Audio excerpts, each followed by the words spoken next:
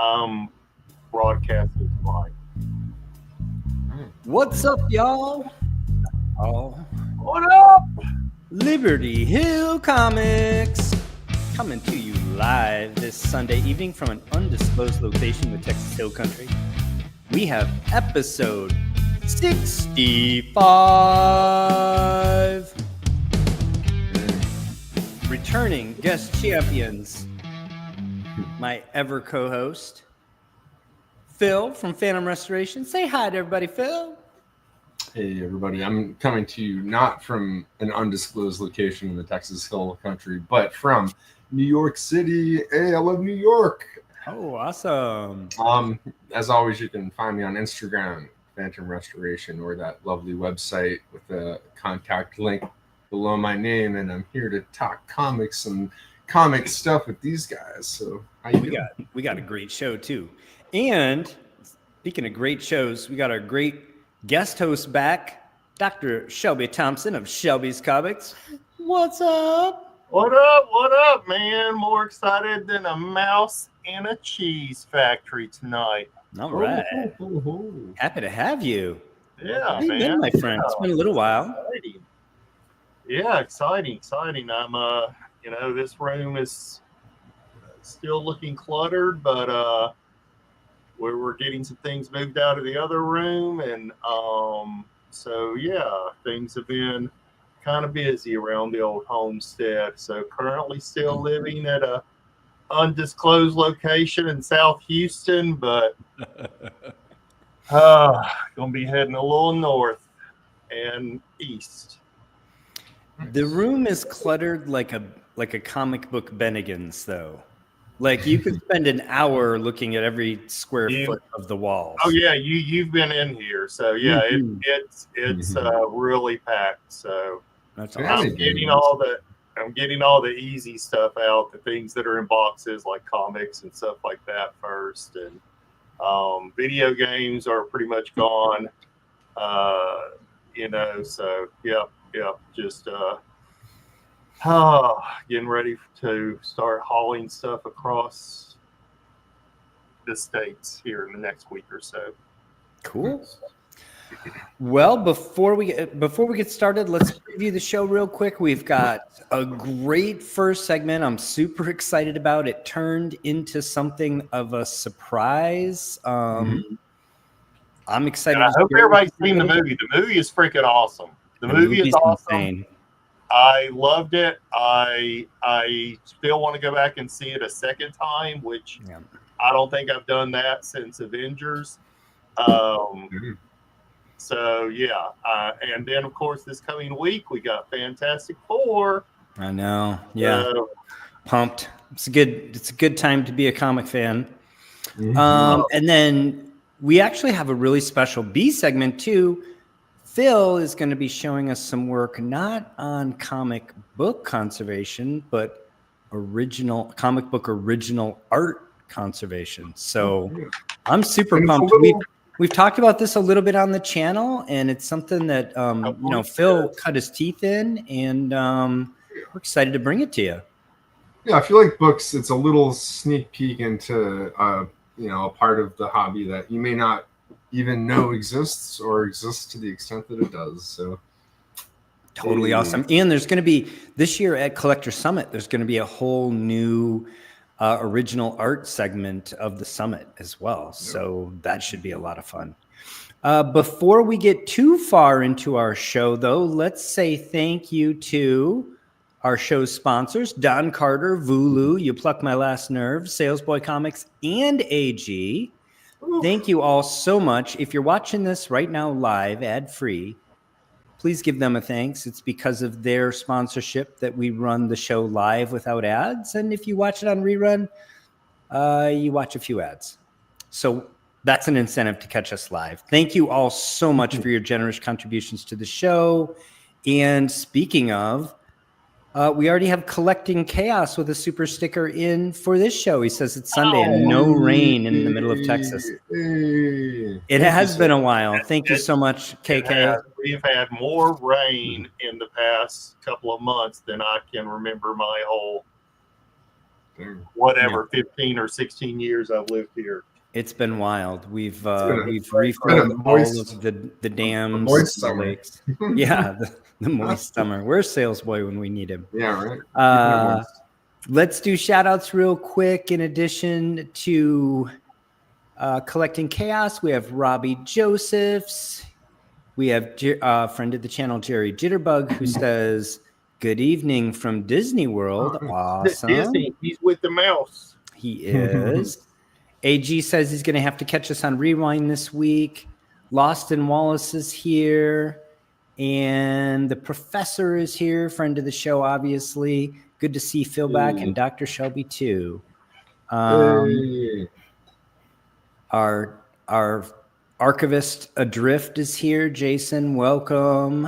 Aforementioned Pluck My Last Nerve is here. Sure, go ahead. One of the last shows that I watched with our friend Jerry and the professor. Just want to say, if you guys didn't tune into that one, tune into it. It was an excellent episode. They showed a lot about leaf cast color matching. It really was if you're into that kind of stuff, check it out. Chef's Kiss. It was excellent. It was a lot of fun, and I do think it was very informative. It was great to bring two different approaches together. And not for nothing, I think it really complemented what Jerry's doing on his channel right now and what Peter's doing on his channel right now, and built on them. And little bit of a teaser, I'm going to be continuing to build on that, branching out new things with colorimeters. So stay tuned. It should be a lot of fun. Very cool. Aaron Conyers says, "What's up? Welcome to the stream." Look at this. This doesn't happen very often. One of the children folk checked in. Thank you, Kaylin. JCP is here. Who else is here? Neuro Comics. Welcome. Good to see you here. My buddy Rom Space Knight. What's up, Mike? What's up? What's up? All right. Love that. Let's see. Robbie just says, "What phase of conservation brings you the most satisfaction?" Why don't y'all? Ben Stewart says hi. What do you? The end. Shelby says when he finishes. How about you, Phil? What phase? I mean, yeah, undeniably seeing the before and after photos and really being able to examine and look at them that is what makes it.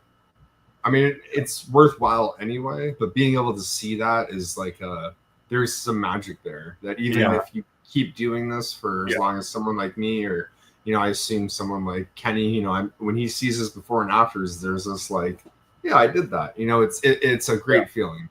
It also can be a double-edged sword too, though, because then all you're noticing, if you really hard on yourself, is one little area on something, versus the big picture. So it can have its benefits and its detractors too, but mostly for sure. And I've talked about it on my videos, that end where you take it out of that final press and it all came together just like you had hoped. I've had some mistakes. Don't get me wrong. I've had some like, oh shit, what the heck happened there? But I can only think of two major ones, but all the rest is like, you took something that was barely held together, you couldn't even touch or hold, and then it's a book again, and it's just an amazing thing. Absolutely. Collecting Chaos says, "Phase gives me the most satisfaction when I discover I didn't screw it up." That's a relief for sure. Check out his channel, everybody, if you haven't already. I will say, like, paper mending and infill is my favorite. It just feels like I'm repairing the structure, right? Like the bones of the book, if you will. And I can totally just zen out doing those things. I don't find them tedious. I really enjoy paper mending and leaf casting. So, here's another good one. When a piece missing turns out to be a fold over, that's always a big bonus, right? When you Yeah. Yeah. When you think that it's a Great torn feeling. corner, it's like, oh, it's just folded over. Oh, Absolutely. All right, let's jump into this book because this man. is so much fun, guys. Love it. So much fun. So we actually had a couple of great conserved books sell this past week. I had Indeed. choices Sure did. in terms of what I wanted to talk about today. We got But content for weeks and weeks. True. But this one was like a really obvious winner, I think. I agree. So much Yeah. fun. When And the movie it just turns out, coming out, and yeah. And turns out there's a little bit of a surprise in here too. So there's a bonus. I'm not going to reveal it yet, but there's a bonus here toward the end that I wasn't even expecting when I put this together. So welcome, Gorilla Monkey 3K. Regular is here. Glad to have you join us. Glad to see you in the chat. So this book, What About Superman #2? Really fun book, and I actually learned a few things doing research for this segment. We talked last week or the week before when we talked about Pep 1, about how it took the Golden Age a little bit of time to get moving, and once superheroes exploded, they really exploded, but it wasn't right out of the box, right? So there's Superman, and then there's almost a year or thereabouts before we get Batman, who's kind of recognized as the second superhero. And then they start coming faster, and then there's just a complete explosion, and there's 20 new superheroes every month for a couple of years, right? So that's how the Golden Age happened. But in September 39, there really were only 2 superhero comic books being published. There was Batman over in Detective, and there was Action, and then Superman. So there were really only Superman and Batman in the sort of superhero realm at the time. This is the 18th appearance of Superman overall, but because he's not on all those early Action covers, it's actually only his 9th cover appearance. I mean, this is still super early days. There's 3 full stories and a couple of shorts. This entire issue is put together in terms of the creative content, Siegel and Schuster, which is another really cool thing. If you buy early issues of Action, you get one Siegel and Schuster Superman story. Either one of them may have contributed to some of the other stories in the book, but to be able to get 3 full length, and again, by full length, I mean full length, 68 pages. One of the stories I think is 24 pages long, from Siegel and Schuster is really phenomenal. I took a look at some of the interior of this book when putting this together, and they call it the Golden Age for a reason. These guys were great. Love the cover. What do you guys think of this cover? Classic. yeah, Classic. I mean, it's very odd and minimalistic to me. I mean, I love the red, yellow, and red stripes, but it's kind of odd. I mean, there may be something on the inside that sometimes they take images from the inside, just having those mountains back there. I don't know. Maybe it's just there to add depth, but it's just kind of a little bit odd, Yeah. yellow background with mountains. Totally. So I thought for sure CGC would designate this as a classic cover. They don't.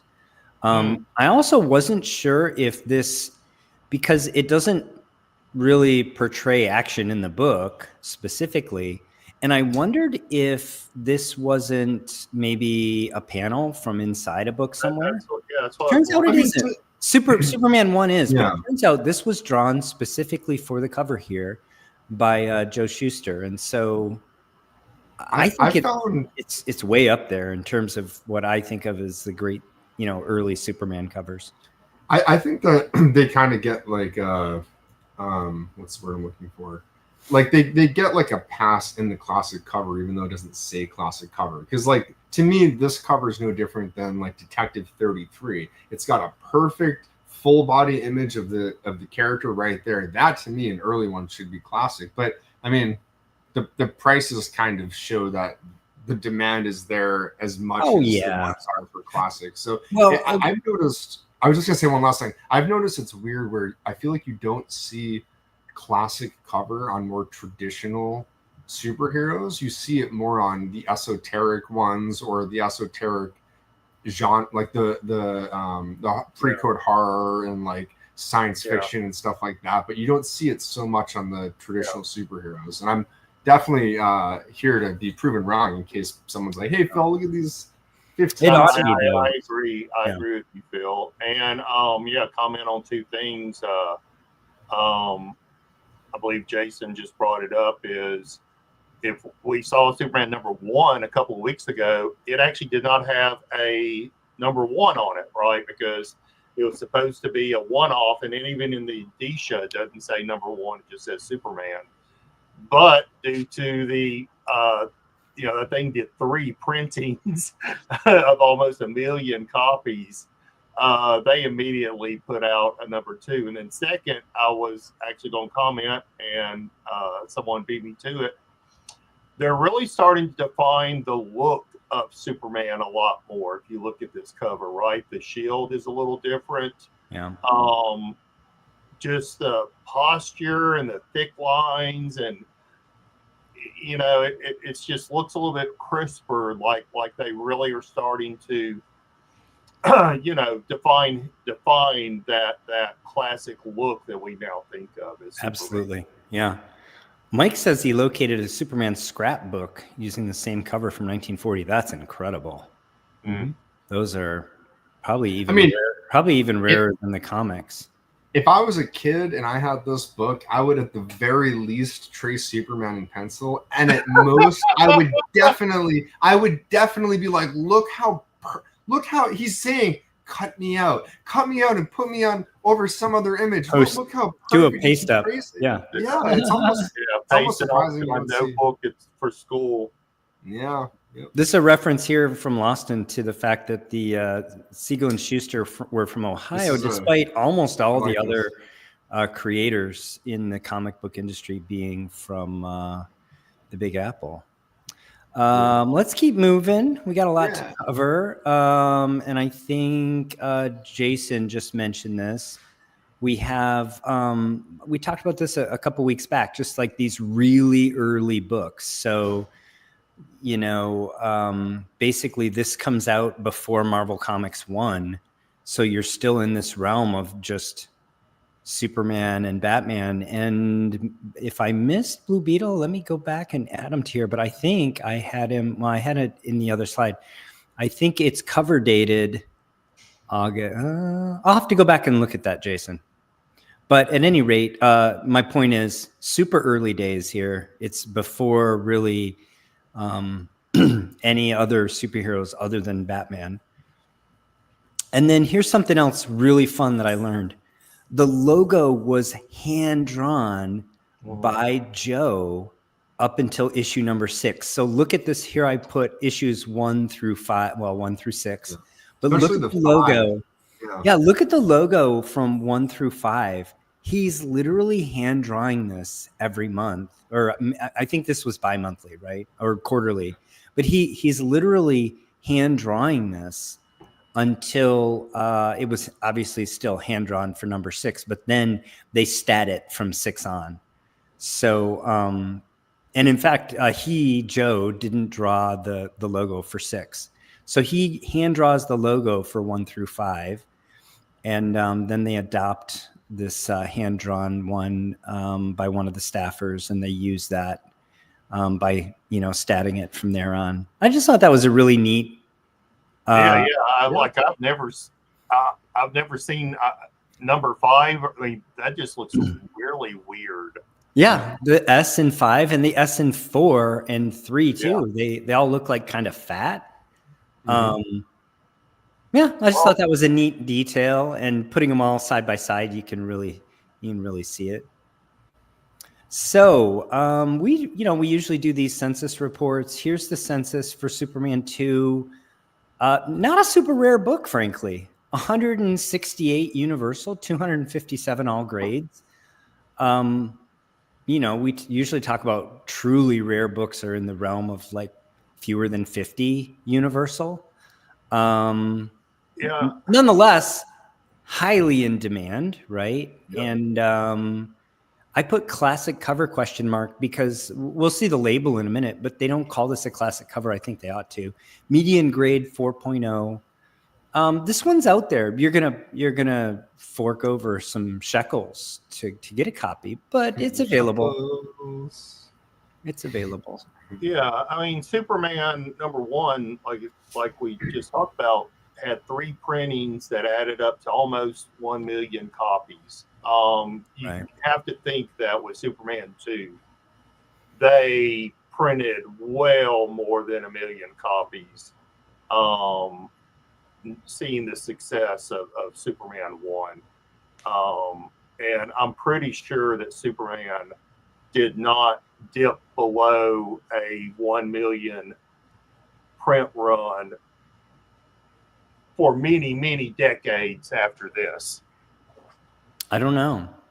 I know that about Captain Marvel outsold them at one point, but I think they were printing 2 or 3 million a month of Captain Marvel at that time. So you're probably right. So what will a Superman #2 in Universal 1.5 cost you? Interestingly, the general slope has been up, but there's been some sales that have been kind of all around the place since the pandemic, like we find with a lot of books. Yeah, very common. Go Collect's algorithm currently uses 4,400 for the fair market value, and that's because a 1.8 and a 2.0 sold a little bit lower than the most recent 1.5. So I put it here for reference, but I'm going to show you the last 1.5 to sell in Universal. Also, interestingly, high watermark 7,200 for this book. Now that is inflation adjusted, and it is not quite that high in the absolute sense. So when you look at Go Collect's data, you have to keep in mind that they inflation adjust older sales. Nice. So here's the last 1.5 Universal to sell. I probably should have lightened the images up a little bit, but I didn't, so That's okay. we'll be all right. I didn't have high-res images. This sold on eBay, and it sold long enough ago that it was no longer in their data, so I had to take the data. I had to scrub the data from Go Collect, and they don't have super high-res images there. Nonetheless, I think you can see the general condition of the book. There's a lot of material missing on the spine. There's this significant chunk out of the bottom right corner. There's also some material missing from the top right on the reverse. Here are the CGC notes for the last sale. So this one sold, I'm going to give you the exact date, but I believe in 2023. Next slide, I'll give the exact date. Spine of cover completely split and cover detached. Tape stain on cover. Grader's notes include right bottom front cover large piece out, spine completely split, front cover subscription crease. Pretty classic 1.5, I think. I don't know if this couldn't have been stretched to a 1.8, maybe. It's in that realm for sure. It's definitely Now that piece missing, I think. Yeah, I mean, it's definitely I don't think anybody's arguing with this grade. When was it graded? Graded date was 2012. Yeah. Yeah. I think 1.5 is right on the money. Yeah. This particular book sold for $5,650 in May of 2023. So basically 2 years ago.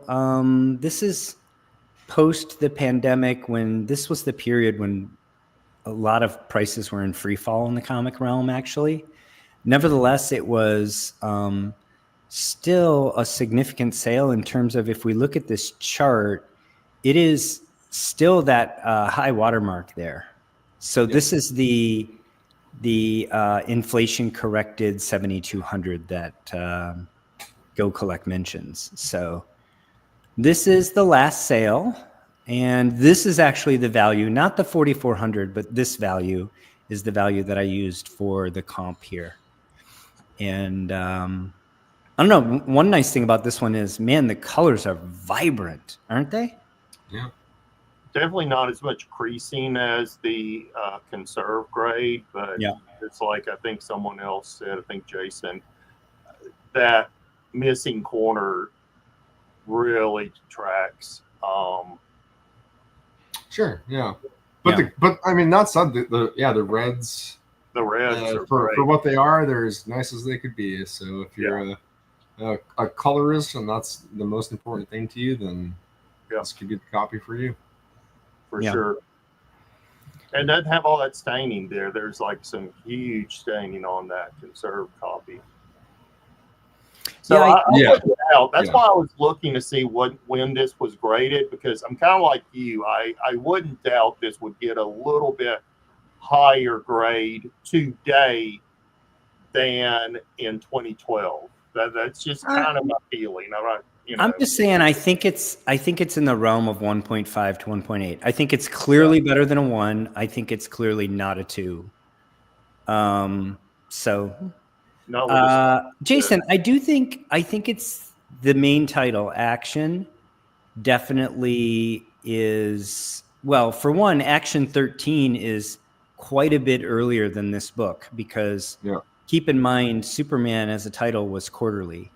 So it's still earlier than this book. And I do think, generally speaking, especially like Superman 1 being reprints, I think generally the Superman title is just less sought after. I don't know in terms of, I guess the other thing I would do is check the census as well, because it may just be a supply demand type thing. Yeah. All right. So back to our book here, our featured book. Especially when you see it immediately after the previous one, you can see significant staining, but it's obviously been leaf casted. So you can see even at arm's length here, that material in the upper right has been casted. And then the spine has, all of the missing materials been leaf casted in place. So let's take a little bit of a closer look here. Superman number 2, Fall of 39, grade 1.5. I goofed, people. I'm sorry. Oh yeah, I was like, this is a different. I've got this is the notes for the other book. Yeah, I put the wrong notes in. I'm sorry, people. Well, it's leaf casted. I'm sorry. That's okay. I happen to know that some of the interior pages are split as well. Okay. Shelby, maybe you could pull this one up and just read us. Yeah, I'm about to. Read us the grading notes. I'm curious because aside from the staining, I was like, "Wow, how is this 515? It's been put back together." There's interior pages that were split, and then I think it's the staining. Shelby, do you have the serial number that you need? No, not yet. All right, hold on. Again, I'm trying to get to the. My apology, everybody.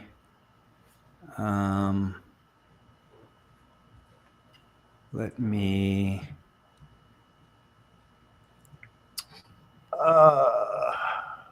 We just need a PDF of the image. Can you read it from the reader? I'm trying to pull it up. Shelby, sorry. I just need a minute.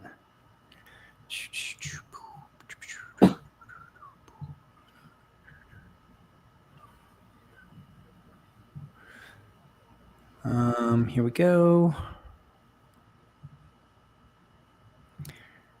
437-609-4001.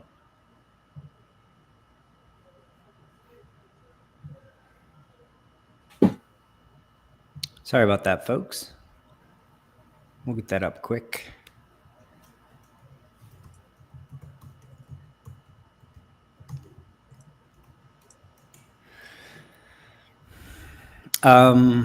So I happen to know that the interior pages are split here. Yeah, if you'll click on me. it's letting me do this, and now I got to do this, and now we can take a look. There we go. And then we'll Thank have to you. go back. All right. So so it was graded pretty recently, Mhm. 3/1/2024. Creamed off white pages. Conservation includes leaf casting to cover and interior reinforced. Cover married. That's Mhm. interesting. Mhm. Greater notes are heavy staining the cover, like we talked about. First 6 wraps, split bottom of spine, and then I see. married cover.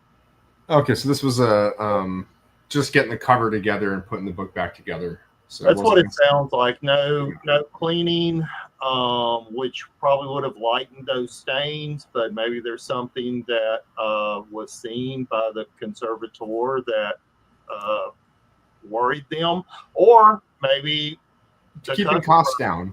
the It was customer- probably yeah. it could have just been keeping the costs down and saying, "Hey, it's just this much. We can cast the cover, get this thing as a book again, so it won't fall apart in their hands and get it graded."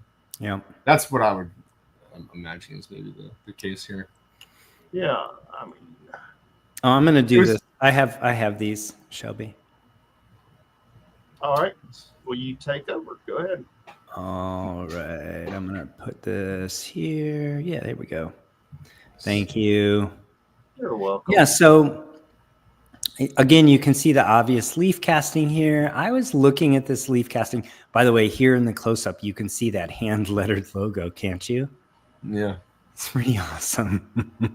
You can even see like the ink strokes of the kind of The shadow. brush, the brush strokes, yeah. You know what? The lines in the white above the letters. That's what, where it's yeah, that's what I most was saying. obvious. Yeah. Oh, They're yeah. kind of shaky lines. Those are very Yeah. cool. So I was looking at this and I was thinking, this looks like full Hmm. submersion leaf casting to me. Mm. And it looks like work I'm familiar with. Here you can see the leaf casting on the backside, especially on the spine.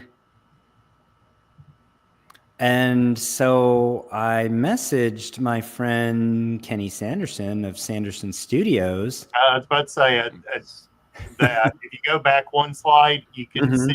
obviously see the tape residue. Oh, yeah. along that spine. So I was about to say, I wonder if there was tape originally on it. And then, yeah, you showed Bada them. bing, bada So boom. there it is. There's the tape. I said, "Hey, Kenny, you ever seen this book before?" He said, "As a matter of fact, I have, and I worked on it, and I'll Nice. dig up some before pictures for you if you're interested." I said, "That would be swell." So for those of you that don't know, Kenny Sanderson of Sanderson Studios, probably the best known comic book conservator restoration lab in the country that's kind of active today. I know he's been a mentor to all of us and contributed to our book right here, Comic Book Conservation. Go pick up a copy from Amazon right now. And he sent me the before images. So you can see here, tape along the entire spine, deeply stained. Kenny actually told me, and I'm not sure that I got a date from him, but he said he worked on this a long time ago. He said that he worked on this, even though it was submitted relatively recently, he did the work a long time ago. He said before anybody was doing photo bleaching or anything like that. And he said he didn't make any real effort to bleach this cover. It was just sort of coincident with the leaf casting, which obviously is full submersion. You get a fair amount of just cleaning, right? So the stain is diminished in that regard. But he sent me this before image of the front. He sent me this before image of the back. Look how dark it was. Yeah, you can. I was about to say, yeah. Now looking at the after, wow, that's lightened a lot.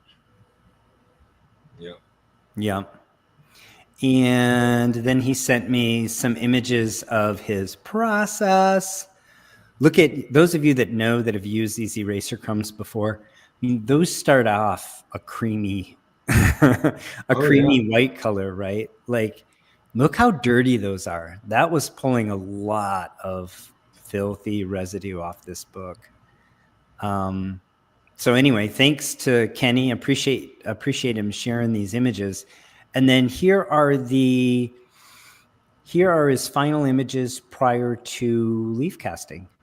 So you can see those intense stains. And again, I see some questions about it. This Yeah, was I have this, a question. this too. was before photo bleaching, and this is you know, Kenny's working for the client. So if the client says leaf cast, then, you know, some of these, well, even so Kenny, there's always a budget consideration, right? Like, what's the book worth? What's it going to cost to remove stains? Yeah. And sometimes the client is not interested. Sometimes the stains are just, you know, what are you going to do? How far are you going to go? How much of the graphics of the book are you willing to lose to get rid of a stain? I mean, some of the times Exactly. it's just not worth trying to remove some of these regardless. So I think they were obviously lightened up dramatically. And I appreciate Kenny sharing these in-process images with us. You can see what he started with. I mean, this book was a complete mess, right? I mean, this is an absolute mess. And to see what he did with it is really quite phenomenal. Oh, yeah. I was going to say, did the although we have discussed this too on the channel before, but the grader's notes on the conserved grade, did it say covered cleaned? Or was it just leaf casting? I didn't remember it saying that. So that's just as a consideration. It's possible that you know, he just cleaned it with like a very basic calcium hydroxide bath, and he didn't use any anything like a Triton X, or didn't add anything like that might have helped to remove the stains, but also might have triggered that cover cleaning notation. But also, there's kind of no way for us to know exactly for sure. But what is absolutely certain is that you can never be certain how well a stain will come out, and the reality is sometimes they will not come out all the way. It just is like, it's not even about how much you want to tackle it. It's just about that is so embedded in the paper. You're the only way to get it out is basically about to cause more damage by washing it to a point where you're going to realize I already went past the point of no return because the stain's not coming out. So it's a line, and there's no, it's like pressing. Just because the crease doesn't break color doesn't mean fibers weren't broken and that you're never going to press the crease out. So take it with a grain of salt. You know, we show a lot of stuff on the channel and a lot of before and afters, but there's sometimes a misconception that things can always be made perfect, and that's not always the case. Paper has a lot of memory in it, so always remember that. And I don't think photo bleaching would have helped too much with this. Yeah, I don't either. I am interested in seeing if he sent you some after, before being slabbed, of course. I didn't know. This is all I got from him. It does look like the inks on the cover lightened quite a bit. Yeah. And just from our conversations with Kenny, I don't think he really, besides like dry cleaning, does a lot of wet cleaning, like with calcium hydroxide. I think anything is just probably is a side effect of just the leaf casting itself. I mean, I could be 100% wrong. Yeah, I mean, I think Kenny's work is generally proprietary, right? He's a professional working in this industry, and I certainly respect that. He's definitely shared with us some information. Again, he contributed to our book. There's a whole, basically a whole mini chapter of stuff that he contributed to our book. So he definitely is out there sharing stuff. The main way he shares is through either his webpage at Sanderson Studios or Instagram. But yeah, I just had a quick text exchange with him about this. I didn't ask a lot of those questions. Yeah. Let's be clear. This book was an absolute mess. Yeah. And this book was clearly an absolute mess. I'll tell you, one of the things that I've learned is that, you know, we're calling these stains, but let's use the technical term. These are tide marks. Yeah. Tide marks means that there was water exposure of a pretty extreme sort already historically to this book. One of the things that I have found is any book that has already suffered from water incursion in its history is not going to hold up well to conservation techniques that a book that hasn't been exposed to water before 100% will. right. You will see some color loss. I've always found that. So discretion is the better part of valor when dealing with books that have already been exposed to water, for sure. And I think I'll highlight this question from JCP. Welcome, JCP.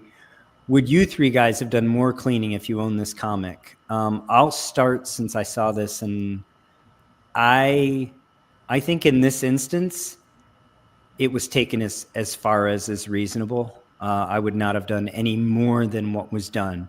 That said, I don't know exactly what was done. So, and again, to be fair, Kenny pointed out this was done a long time ago. Again, I didn't get the exact date, but if he said it was before Blue Lights, I mean, that's been around already, 3 or 4 years in terms of breaking out into the public sphere. So, what was this? Conservation has come a ways even since he did this comic book conservation. So, welcome, Salesboy Comics. Good to see your name. And let's keep going. Yeah. So, what do we want to guess for review? Go Collect said 4,400, but last sale was 5,650 for Universal. That sale was May of 2023, so approximately 2 years ago. Put your guesses in. What do you think this book sold for? This book sold, I will say the last sale, just a little bit more context, the last sale was a buy it now on eBay, that Universal one that I showed you. This one here was also fixed price on eBay. So they're about as close a comp as you can do and be 2 years apart. Just by its nature, you're not going to get, and these are illiquid markets because there's only 150 Universal in the world. So strong guesses. I guess people are queuing off of the title of the show, but my buddy Mike, Rom Space Knight, says just kicks it off with 6,700. Lawson is at 8,200. Jason's already seen the price, so he's not going to play. Well played, Jason. You Pluck My Last Nerve is at 6,300. Collecting Chaos is at 2,850. Didn't read the title of the show. Don Carter's at 6K. Just teasing KK. The Professor, strong, $9,000. Oh, 9. Ben Stewart says it just barely broke the record at 5,800. New Row Comics, $5,000. Sales Boys at 4,500. Bronzeville's at 7,200. Gorilla Monkey 3K, 5,500. What do you guys think? I don't think either of you saw this one. No, I haven't. So you guys can play. Shelby, what do you think? Man, it's something you don't see very often. I mean, I couldn't tell you if I've ever seen a Superman 2 for sale. I mean, I'm going to be strong at 5,000. 5K. I'll go $5,001. Come on down. Covered at 5,300. For what it's worth, too, by the way, guys, Kenny told me he thought this should have graded much higher. He thought this should have been a 2 or a 2.5, I think is what he told me, if I remember correctly. He Would said, it be fair? It's casted, it's all there, it's intact. He said those few wraps that are split were not fully split. And he said he would have loved to, have a budget to do, more work on this. But at the end of the day, he thought his personal impression was that he expected this coming back higher. For what that's worth. I do, listen, we say all the time, buy the book, not the grade, right? This one does present pretty well for a 1.5. I mean, it presents in some ways better than the Universal 1.5. Yeah. I mean, the Universal 1.5 is missing that bottom piece, but then has more intense color. So This presents like a 3 with a lot of water damage to me. I Yeah. don't think that's unreasonable. But Yeah. two things. One is maybe this goes against, if it is CGC being rigid on it, against the standard that we have that a lot of the grade is going to cover. And maybe here they were like, yeah, well, sorry, but you got all these split wraps, and maybe they split more just by being handled for being grading. And I think it's just the stain, Phil. We've talked about this a lot, and I like that quote that you gave me, which is like, they hit so hard for stains. Sometimes it feels like if there's a corner that's stained, you could literally take scissors and cut the corner off and get a better grade than if you put the thing in. I was about to stain so hard. It's bananas. How it worries me that was my follow-up, is that the only thing that they could be is, I've seen them hit books, but not. I feel like it's uncommon to see a book with this much staining, and it's only really acceptable that the work was done here because it's a Cyberman 2. Right. And despite that, we agree it still has a lot of eye appeal. It just, you can see the timelines. Well, and let me remind you, it's a married cover. They count off a lot. No, they do not. They don't. You in fact, just allowed under conserved. I mean, it would count off if they were green labeling this book, but I've seen green label books with married covers that are 9.6s, so it has zero impact. Yeah. Well, I mean, the fact is, it's in a green label, though. Well, on the technical grade, and it's a qualified grade, but it's for all intents and purposes. So, yeah, in this case, it would appear as if, I mean, you can't remove the entire stained piece, but it seems suspiciously like CGC is unfairly hammering books with stains versus books with actual missing pieces as counterparts, which is a bummer. It seems. Well, again, people ask me how something's going to grade if it's stained. I just say I have no idea.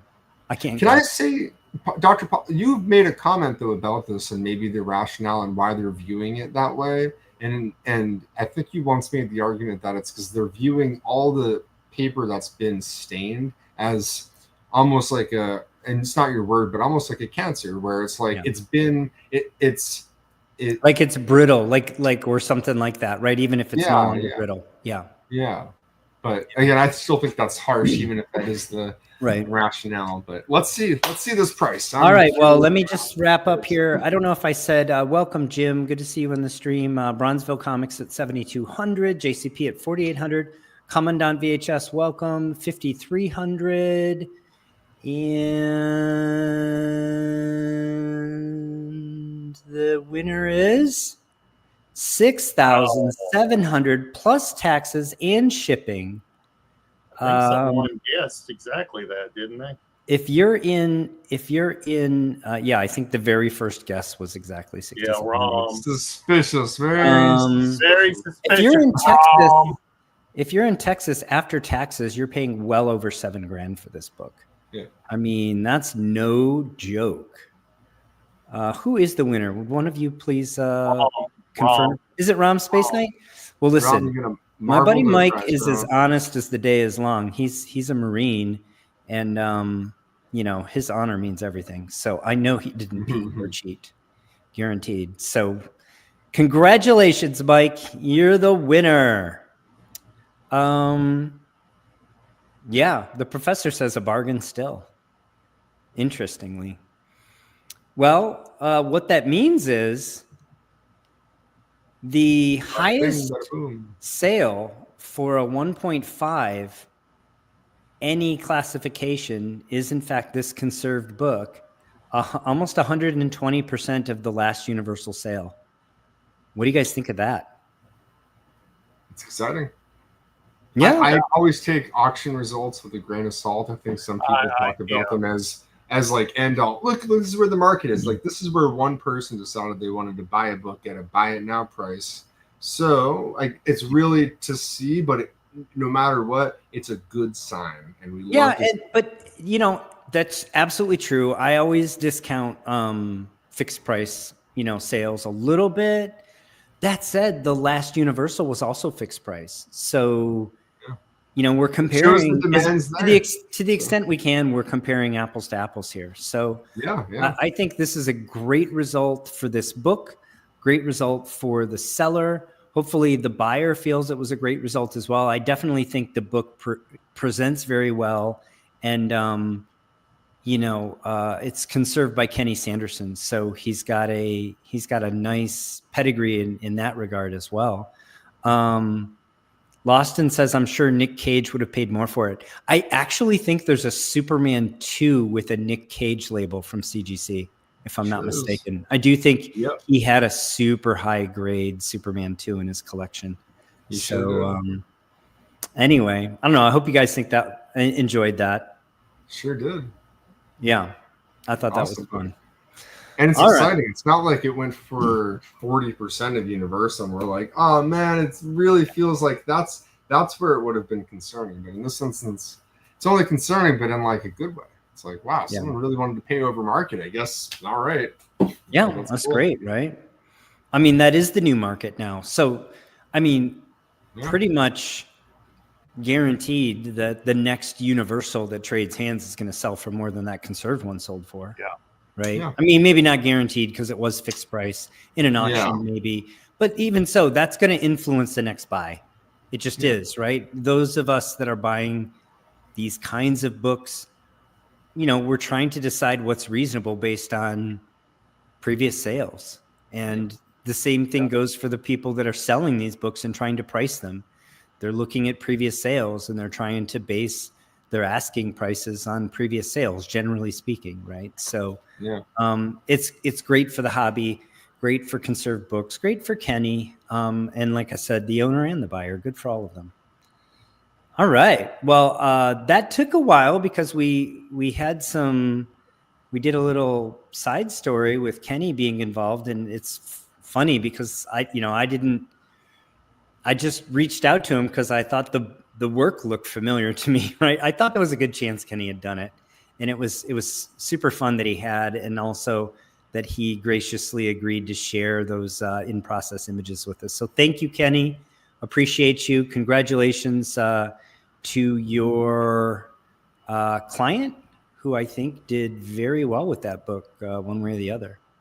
Yeah. All right. Let's get down with some really cool, something new that we haven't done on the channel before. I'm excited about this. I don't know how many people collect original art, but I'm really excited to see what you did with this and to hear more about the process here. And I'm a huge Avengers fan, and so what a great page! You have all the Avengers down there at the bottom on that last. Oh yeah. One thing I just want to preface with for anyone who's like, I'm going to tune out now because it's not a comic. And just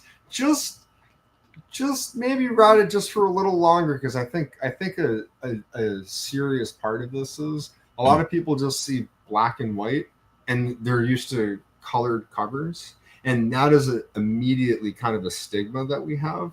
And let me just tell you first and foremost that the people that collect this stuff do not think of it like that at all. And especially once I show a few prices for some other pages, you'll see that, especially compared to this comic book itself, just one interior page blows a high grade copy of the published book out of the water in terms of value. So this stuff is very highly regarded, and it's certainly not everyone's cup of tea, but figured I'd show this because we normally show the books, and hell, without this, the book wouldn't even exist. So this is a very crucial part of the whole process.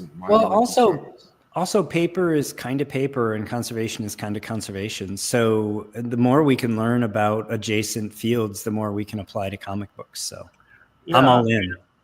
And, for those of you that don't know maybe about original art, and Phil, you can help me with the size, this is quite a bit larger than normal comic book size. They shrink it down.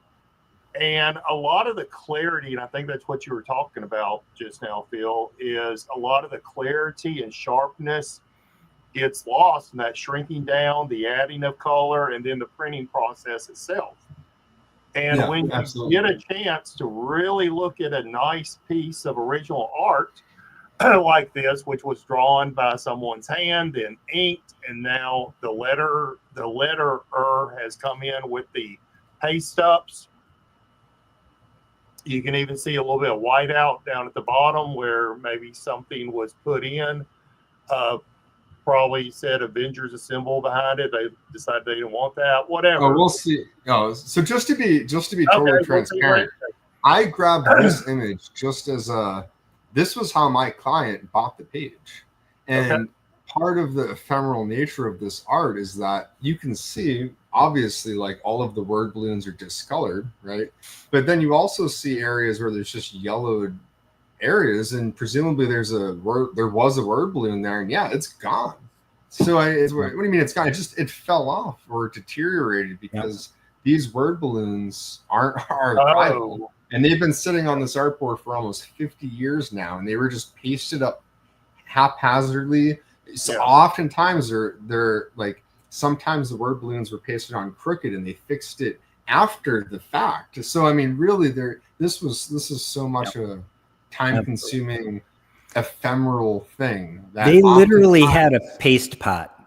This is why they came up with Paste Pot Pete in in the bullpen. I mean, they literally had a paste pot. They're just slathering paste over this. It is wild. Actually, lots of great comments here as we move on. Commandant says, "Are the word balloons pasted on?" We just answered that. Collecting Chaos says he has a DeCarlo Sabrina page. That's pretty awesome. Jason says he'd love some Planet Comics or some Golden Age stuff. I mean, wouldn't everyone?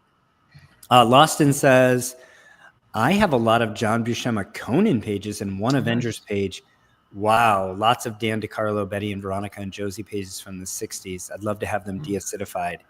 Yeah, they probably need it. Pages. By the way, a John Buscema Avengers page? Are you kidding me? That's I think Lawson asked. That's like Grail level for me.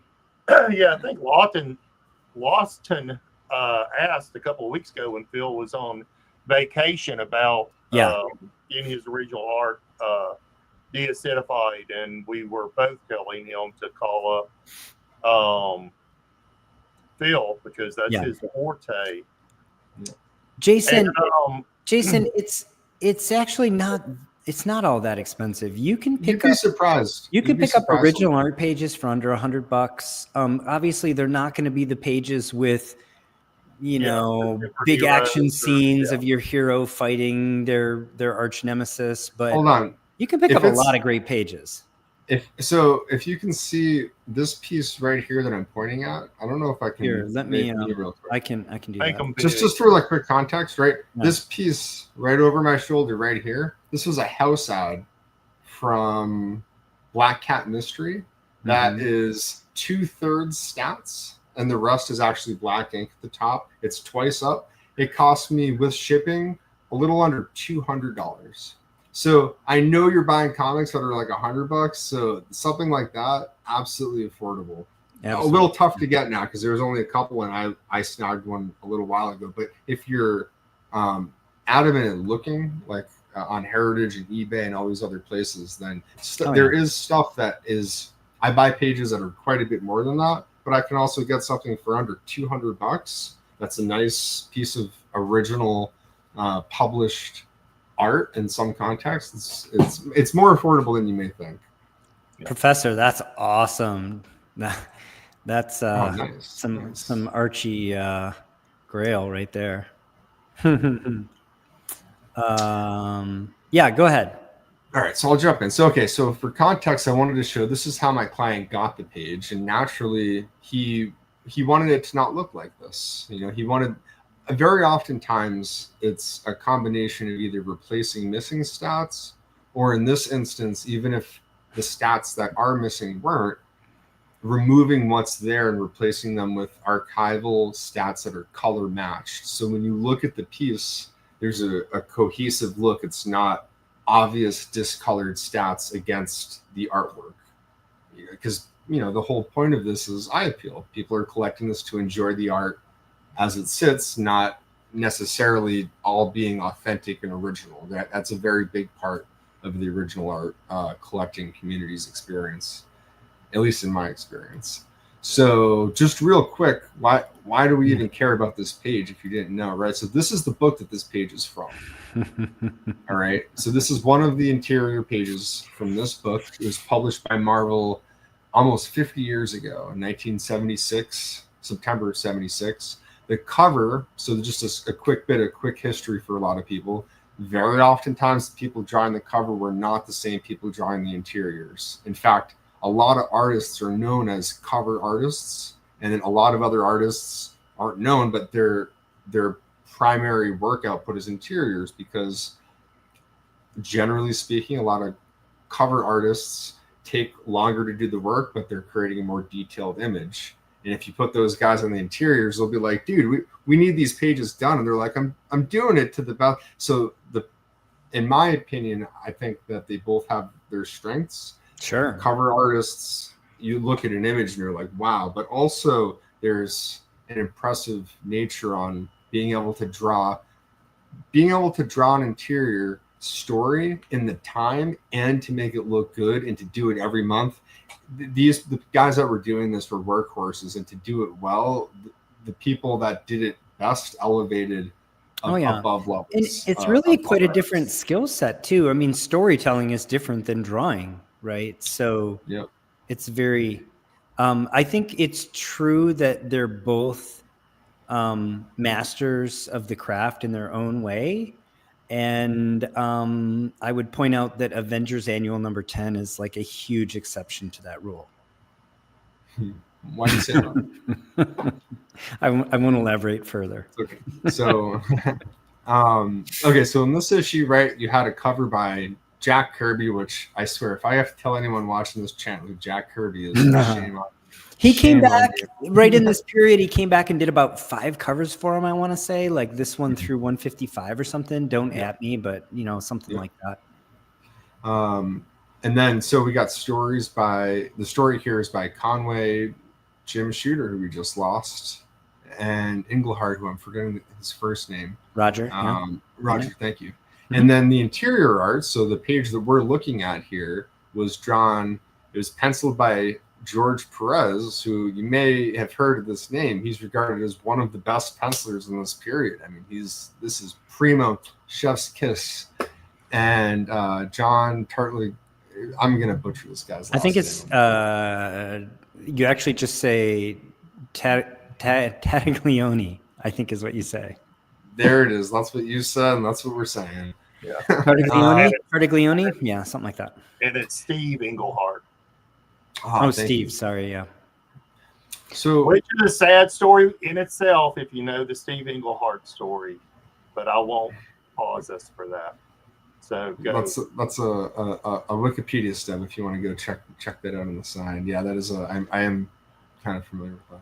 You know what's crazy? As much as we hold Jack Kirby in super high regard, honestly, I would have rather had the Perez cover during this period. This is late Jack, and it's a little different. Again, you can feel free to at me, but man, this is one of what are you about to say? right after this, Perez started doing the covers, and there's some of my favorites. It's so different. They are. You got to remember, this is early Perez too. Like, no one wanted to do team. No one wanted to do the interior. No one wanted to pencil the like team books. 8 or 10 superheroes, and George Perez was brand new on the scene, and he kind of became known as drawing team books. Team books such as Avengers and Teen Titans and. I mean, Perez does the cover on 161, and it's one of the greatest covers of the entire run, right? Anyway. All right, so we keep digressing, Phil. Go before we start talking. So we'll keep going. We'll keep going. Hey, I had to give props where props are due, right? No one's talking about this guy. This is the guy that after the pencil and anchor made the page, he's the guy that made these stats. I think you misspelled his name too. No, that's how you spell his last name. Watanabe? I thought it was Watanabe. Unless the Grant Comic database was incorrect, or I'm incredibly dyslexic. That's exactly what it said. Oh wow! So, okay. I had to double check that. Well, somebody checks that. Lawston says one of the pages he'd like to get deacidified is from a Flash Gordon Sunday newspaper strip that he drew for King Features in 2003 when he was asked to guest pencil. Oh, nice. And he goes on to say, He followed a story penciled by Al Williamson, which turned out to be Al's last comic work. That's incredible. That's royalty right there. That's awesome to share that. And then he also goes on to say, John Romita, Joe Kubert, George Evans, Al Williamson, Michael T. Gilbert, and yours truly were asked to guest pencil Flash Gordon stories. Quite an honor, indeed. And Sales Boy says, I don't know what he says, but thank you for the super chat. Appreciate it, man. I'm not even going to try to pronounce that. Yeah, all good. All right, so I'll just jump into the nitty gritty, right? And just real quick, this was that quick little education. I figured I'd just take a few screenshots. It's easier. It doesn't detail everything, but it gives you at least a little bit of an idea. If you didn't know, look at what some of the prices for a George Perez original cover goes for. The cover to 161, $288,000. That is no joke. That is no joke. Well, like I said, that's I don't know. That's probably the record for him on Avengers, I would assume. I think it's his best Avengers cover. There's some other greats, especially because he did the third volume. He did all the covers to the third volume, and he's also got $250,000 for that. Sure, why not? so I just as a gauge, I wanted to put that up as kind of the high watermark for the artists we're looking at. But even still, look at some of the interior pages. In Avengers Annual 8, page 32, $12,000. Oh yeah. Avengers 198, the page one splash, $8,500. So these pages are not $1,000 a page. These are these start to get up there. And with the art, very much every page is its own, it has its own context. So while it's drawn by the artist, the image makes a big deal. You can see pages from the same issue. One goes for multiples of the other because it has a better team shot. So even though it's a page from the book, people want nice panels. They want something nice to display as their example. Absolutely. So that definitely plays a big role. So in this instance, that bottom. See, I knew it said Avengers assemble behind it. Yeah, I knew that too. I remember that book, but then again, Avengers was the first run I ever completed. I wonder now if on the Grand Comic database for this issue is spelled incorrectly. Because I swear I looked twice. Phil's an artist. Come on now, cut him some slack. I'm not a word person, wordist, whatever that, a linguist. Anyway, so clearly you can see here too, this is a little bit different than the image I showed before. And part of that is because, and I'll show in the real before and after scans, this page was purchased by my client looking like this. And it was brought to someone that does incredible restoration work. And I've seen them do good work on comic art, but I also know that comic art's not their forte. And it seemed that they didn't totally understand the nuance of comic art. So you can see here, they've replaced some of the missing stats, including like the Avengers Assemble at the bottom, but left gray. Really, that's the just the grade color that was inside there, which would never have been there, in the original production stats, as well as the other stats. The originals that were on the board were cleaned, but unfortunately they were kept on the board, which is something you would never do too, for the sake of the staining leaching into the artboard, which it did unfortunately happen a little bit here. And then new stats were created, but for some reason they weren't created in the matching tone. So you can very much see a delineation between the new stats, the original stats, sure, and the artboard itself. So when I got this, I looked at it and said, this is all got to be scrapped. This is all not good. There's no reason to leave the originals on just because they're originals. That's not something that's really done at all. There's in my experience, comic art collectors are not really purists in the same way that comic book collectors are. The eye appeal is everything. There's certain conditions for leaving things original. Eye appeal is everything here. So this stuff had to come off. And in this instance, at least when I first got this page, I immediately it took me a couple hours to remove these stats for however they were originally adhered. And there is a picture on the left. You can kind of see as I'm removing that bottom stat, it was coming up in layers. It wasn't just one piece.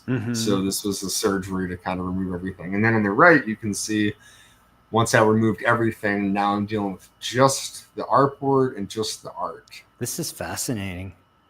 Very cool. What I've seen in the past is they would take those stats and put them onto plastic film, where you could then just, keep it but overlay it over the art. So I do quite a bit of that for more modern art, where the stats are created digitally, so that way the art itself isn't impacted. In this instance, and I think there's a general rule of thumb with collectors that I've dealt with that says if the stats were originally adhered and you're creating new ones, you adhere directly to the board. If they weren't, you put it on an overlay. That way the art's not impacted, and that's the way it's done. That said, the stats that I'm going to show that I added onto this board were all done with acid-free rubber cement. They can all be removed. They'll never alter the board underneath. They're not going to cause any additional staining. They are archival. So you can make the case, and I have done it in rare exceptions where I've actually added the stats to the board when they weren't originally there, but they can be removed they're archival, so they can be removed safely. So wow. One other additional fact, and I bounced around a little bit, but the restorer that did the work before me, that cleaned the stats while they were still attached to the board for whatever reason, by doing so, they introduced moisture into the board that wasn't able to really escape. And if you've pressed comics, you understand the science kind of here, caused warping. So that's the best picture I have on the left of kind of how warped it was. It was pretty bad. Sure. And on the right, I have a good picture showing how I had to flatten this board prior to adhering the new stats. So that way it would at least be a little flatter. AG made it. He says, it looks like a nice episode. He totally wants to do OA. I don't know if you're going to want to go to OA after you see the new Superman movie and see what they did with Guy Gardner. You may want to reconsider visiting OA. That's just for Jason. If only Jason and I laugh, it's fine. Go ahead. So here on the left, you can see, so the part that I didn't show and part of my own, I do it my own way, the way that I learned, but to create the new stats, you're taking a high resolution scan of the published. That was actually thinking about it now. I should have included it in the slide, but to show what the published page with the color looks like. That's the only thing I didn't include here. So what you do, at least what I do to make these new stats, is you have to take a very high resolution scan of that page and then reduce just to the line art. So you have to remove all of the color, which can sometimes be easier said than done, since if you know the printing process for how comics are, there's a dot matrix. Sometimes that dot matrix interferes with the line art you're trying to reclaim. So especially if there's word balloons and you have lettering, sometimes really the only answer to do it is to manually go in and remove color around words. And it can be very time consuming to do right. I know that you could probably use some software to just type in new text and word balloons, but in my experience, you're gonna be working harder to try to get everything to match as it should. It's easier just to work from the published version. That way you know everything's sized correctly, the font's correct, everything is what it's supposed to be. So once that's done and you get it sized correctly, you have to do the arduous process of color matching, which anyone that's done this has complained to me about how there's hundreds and hundreds of shades of white, which we talk about leaf casting here on this channel. It's no different. With this, you're trying to match the color of the stats just like you're trying to match the color of a casted page. So I have I have a grid that I work from that I put up to pages before I print. I get I print everything out, and on the left you can see where I've taken time to meticulously cut every one of the word balloons out, and then I got my pile there, and then on the right you can see as I'm slowly but surely and carefully reattaching every word balloon to the board. So this You is are like takes 50 time. years later redoing Irv Watanabe's job. Yep, sorry, Irv, but you didn't know that Well, you weren't. someone was going to care about this, but Well, yeah, but also like a bunch of them were lost. That wasn't Irv's fault. yeah, correct. Yeah, the bummer too is that eventually, really, a lot of these will have to be redone, even if they're not lost, because again, you can see in a lot of cases where the artboard is being stained by the stat itself. Yeah. Oh yeah. Since it's acidic. So the best thing to do really is, and it's easier if they're all there anyway, but as you can see too, though, a big part of this is cost compared to barrier to entry. This is not a doing it in an hour type job. These jobs, in some cases, I'm like, I don't want to look at my hourly rate. I just want to look at the before and after and feel good about it, because Yeah. I'll be cutting out some of the word balloons, and I'm like, oh my God, I've been doing this for an hour and 20 minutes and I'm not even done yet. Like, just cutting out some word balloons. How long can it take? Way longer than you think. Oh yeah. So- Absolutely. And then even to that point, Wow.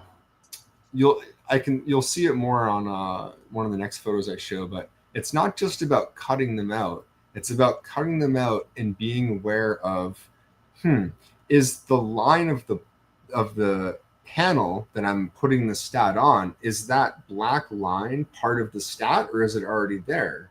Right. Or even more importantly, if the stat is going right up against the edge of where the box of the panel is, you have to cut it a little short, because if it's right up against that line, if you're looking at the page from anywhere other than straight on, it will overlap the line from your perspective. So you have to like think, this is really an advanced arts and crafts project. Oh yeah. What a great page. And it looks great. Oh, thank you. And then so these will be the full before and after. So Sure. this is what it looked like on the left when my client bought it. That's what it looked like once it was restored the first time. Mm-hmm. Then you have once it got to me, Oh wow. and then after I worked on it. So you can see, really, I understand what they were going for, but on the right, this is what the owners want. They don't care about it being original and clean. They want a nice cohesive look. When you look at the page, you're not like, wow, discolored stats. It's just everything looks seamless. You can't even tell where the stats end and the art begins. So this is a great segment. hey. Let us know if you want to see more of this kind of stuff. I think this is amazing. And If by the you way, really- we don't have time to highlight all the comments, but Lawston is, go back and read the chat if you're interested at all in Lawston's work. He's actually mentioned a lot of the penciling he did, folks he worked with, but like Bob McLeod and Wiacek and others. And that's awesome. This is a lot of fun.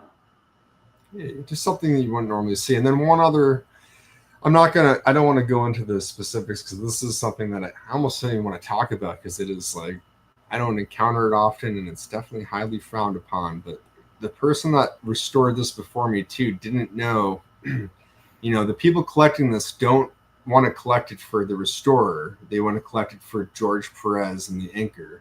So you never take liberties redrawing anything ever, as unfortunately this person did. If you look in the bottom panel there's a few areas where they redrew, where you can see where Cap's arm is holding the shield. You can even look at the bottom of Cap's face in this area here on this before and after. You'll see a difference in the art, and that is because I had to, in a very rare instance, actually, aside from conserving the stats, I actually technically had to restore a few tiny bits of the art that had been changed by this other person for whatever reason. Oh wow.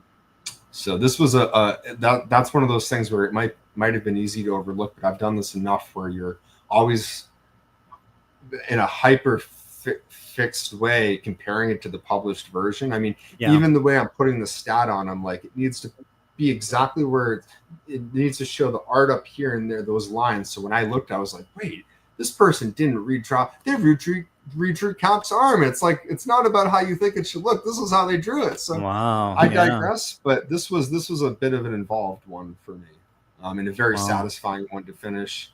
Who And- inked Perez here? Remind me. I had it in the first Yeah, slide there. That's fine. I for mean, the- obviously Perez isn't with us anymore, right? Like, I mean, what a treasure. I think you really did it justice, man. Wow. And the best thing for me is that the owner of this page, this was a lot of the collectors have the nostalgic pull of the book they remember as a kid that they read on the car drive to the beach, and they kept it and they reread it until the cover fell off. My client that owns this page owns several pages from this book because this was that book for him. So Oh, wow. he's owned this page for Oh, quite a wow. long time, and it's very sentimental. It's not just that he likes the page. This means a lot. So to see the look on his face, knowing the arduous process he had dealt with previously, and maybe thinking, I'm never going to see this, it's wrecked, it's never going to look good. So to see him see the after, that made it worth it for me. And also just for the scale, you can see kind of how big this page is. So certainly much bigger than a comic. Isn't it's not it? twice up. It's not quite twice up, right? No, Not this quite, is not the quite. smaller. It's about 10 by 15 inches is the image size for this page. So they went from twice up to this size in the 70s. And Like this the would super be, early stuff is twice up, right? this Thanks, would Lawson. be- It was John Tartaglione. Tartaglione. That's what you can remember. This is more conventional art. The image size is about this size. So this is usually drawn on like an 11 by 17 inch comic art board with margins. So the art ends up being about this size. So Wow. we figured this might be just a little bit different than a comic. Clearly related in some ways, some more obvious than others, but also for those that this might be a little bit of an introduction. Take a look on eBay, take a look on the Heritage Archives. You might be surprised and say, wow, I could get a page from this book I like, and it's $300. I mean, if you want and you really like Garfield, you can get a nice original Garfield strip for only a few $100. That's kind of cool if you like it. So, Show that again. Yeah. So laugh and the world laughs Sunday with strips. you. And, Garfield isn't really having it. But this put a smile on my face. It's cool. It's a one of one. Yeah. And it's another part of the hobby that it's a rabbit hole. You can really dive in deep. Yeah. Yeah, I used to look at original art much more often. I acquired some pieces. I thought amazing stuff for, if you're willing to spend the time looking for it, you can find some amazing stuff relatively inexpensive. And at some point I got enough, like I didn't have enough more wall space. And Phil and I talked about this recently. I just didn't enjoy collecting it to put in portfolios quite as much as maybe some others. So you gotta I mean, it depends on if you're, I like the wall aspect, but I understand too, a lot of people are in positions where keeping them in portfolios is the most realistic way to keep it. So I do understand that. I definitely have some in portfolios. But yeah, it's another game within the game. We like to talk about all these games within the game and how much fun it is to dabble in some of them, and they're all valid forms of fandom, and I think it's great. And I really enjoyed this. Thank you for sharing. I really I did appreciate it. too. I did too. It's great. Oh, Yeah. Thanks, guys. I have a few pieces that actually need a little bit of attention, so I might reach back out to you to talk about. I know a guy. Hey, in all seriousness, yeah, this is a part. I started doing this before I even started doing work on the books. So I've been doing this. Yeah, this was your this was your original kind of work in the industry, right? Yeah. Speaking of too, for those of you that intend to join us at Collector Summit, they are having artists for the first time at Collector Summit Dallas this year up at Heritage, and we have Charles Vess, and we have. Does anybody know how to say Boris Vallejo's last name? Is it just Vallejo? obviously the super famous fantasy artist that did, like, he did the cover to a Van Halen album and all. He just does, his body of work is insane. I don't know how to pronounce his last name if that's not right, but anyway, he's going to be there.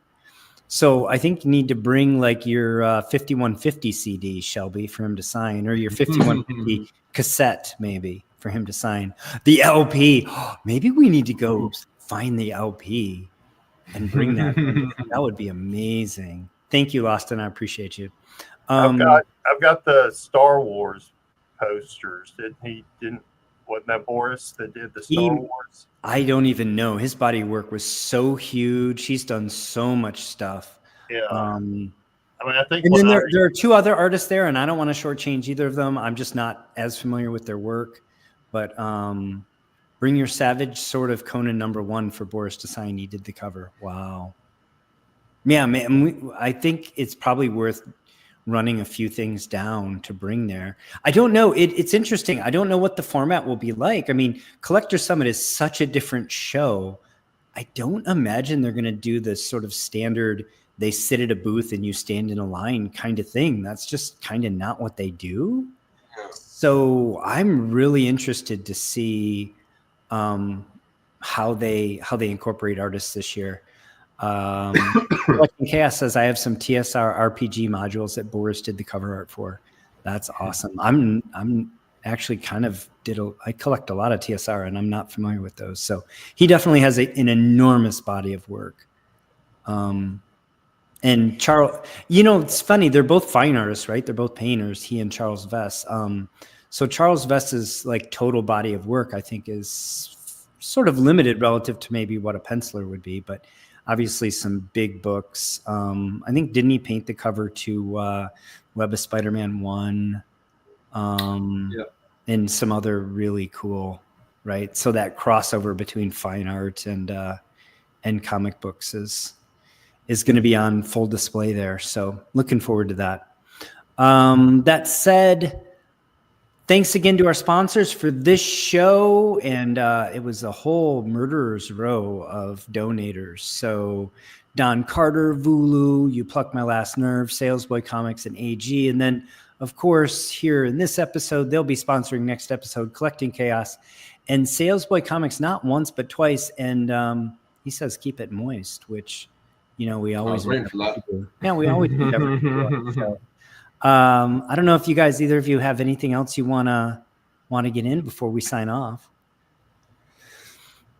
No, I will be. I know I've been saying this for weeks now, but yeah, I'm still planning on getting some books from Matt for everybody. And so if you're still interested in the grading guide, I apologize. I haven't gotten that done sooner, but life happens, man. All right. Well, thank you, everyone. Thank you to my wonderful co-hosts, Phantom Phil, Dr. Shelby. Check out their channels. Check out the channels of all the other people here in the Facebook group and in the chat. Go nominate somebody for the Comic Book Community Awards. I didn't do an image this time, but I'll give you a quick reminder for that. And thank you to everybody that joined us in the chat, everybody that's going to watch later. And I will say, until next time, take care of one another. And Shelby, why don't you say goodbye for us? All right. Thank you all for being here tonight. And with that, we'll say peace, love, and comics. Bye. Bye, y'all. Hey, give a thumbs up if you can. We appreciate it.